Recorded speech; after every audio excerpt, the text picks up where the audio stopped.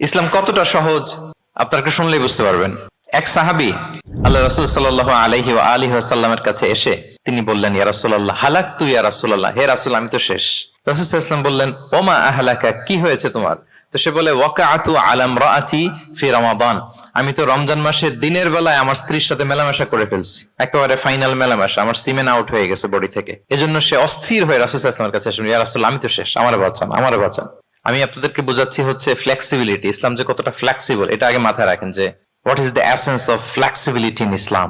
ইচ্ছা করে যদি কেউ রোজা ভাঙে, তার বিধান হচ্ছে তার কাজাও করতে হবে, কাফফারাও দিতে হবে। কাজা মানে একটা রোজার জন্য আরেকটা রোজা, আর কাফফারা হচ্ছে হয় তাকে একটা দাস আজাদ করতে হবে, অথবা তাকে 60টা রোজা রাখতে হবে টানা, অথবা 60 জন মিসকিনকে খাওয়াতে হবে। তো সে যখন এসে বললো, ইয়া রাসূলুল্লাহ আমাকে বাঁচান, কি করবো আমি? রাসূল সাল্লাল্লাহু আলাইহি ওয়াসাল্লাম বললেন, আচ্ছা ঠিক আছে, তুমি এই কাজ করে ফেলছো, তোমার তো পেনাল্টি হয়েছে। তো পেনাল্টি কি?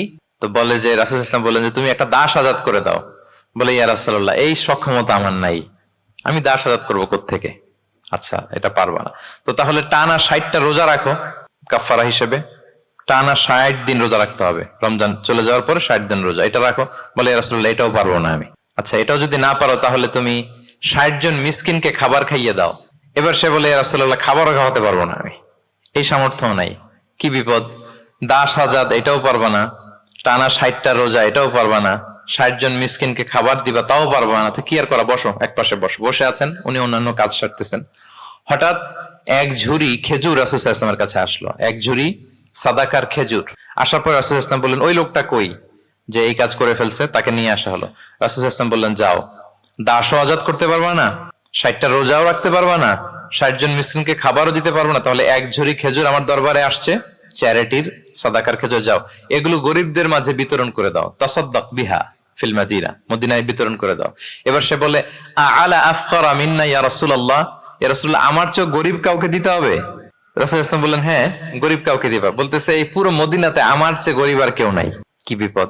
তোমার চেয়ে গরিব আর কেউ নাই?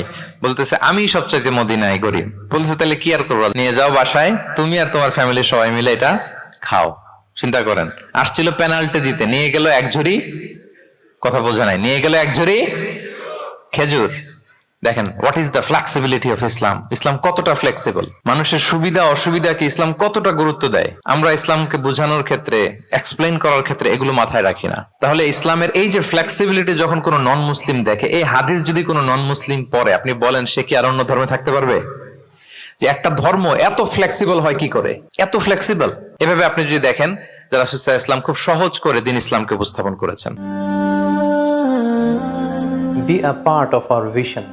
Do listen and share the khair.